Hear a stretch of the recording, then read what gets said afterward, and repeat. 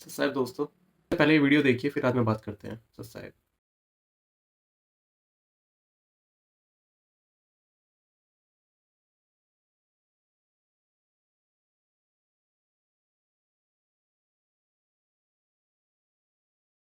होली ये फाग आ जाता था। हम तो सभी वो परिवार भी जिसने उपदेश ले रखा है, हम अपना आराम से भगवान का पाठ कर रहे हैं, अपना मंत्र जाप करें, और गांव वाले जैसे जो भगवान के मार्ग पर नहीं लगे हैं, और वो क्या करें, कीचड़ ठाव एक दूसरे मुंह पर फर, किसी का पिचकारी मारे। कोई गांव में तो और सिस्टम है, कोरडा बना लेते हैं घंटर सा। यह है ब्रज की होली। मथुरा के अंदर इसी तरीके से होली मनाई जाती है, और सिर्फ मथुरा नहीं, हमारे इंडिया के ना जाने कितने क्षेत्रों में होली इसी तरीके से मनाई जा रही है। इसके अलावा हमारे जो युवा साथी हैं, भाई हैं, बड़े हैं, उनका होली मनाने का तरीका कुछ और भी है। जैसे कि नशे से दूर होना, अन्य अन्य प्रकार के नाना प्रकार के नशे करना, मांस खाना, दूर दूर स्थानों पर जाना, बहन बेटियों के साथ इसी तरीके से होली खेलना, भाभीियों के साथ इस तरीके से होली खेलना। लेकिन क्या यही है होली? क्या इसी कारण से, क्या होली के पीछे जो कथा है, क्या उसका यही सार है?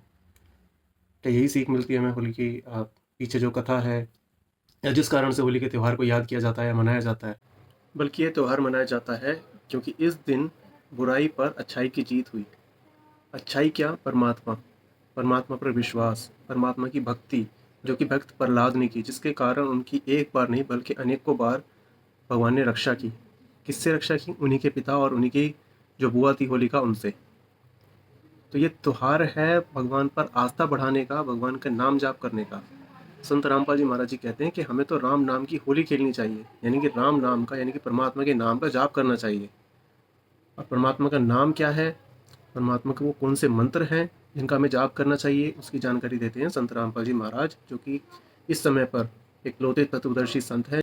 आप सभी से प्रार्थना है कि संत रामपाल जी महाराज जी के सत्संग संत रामपाल जी महाराज यूट्यूब चैनल पर, जगत गुरु संत रामपाल जी महाराज .org वेबसाइट पर आप ध्यानपूर्वक सुन सकते हैं। संत रामपाल जी महाराज जी द्वारा कुछ पुस्तकें हैं, जैसे कि ज्ञान गंगा और जीने की राह, आप उन्हें भी पढ़ सकते हैं।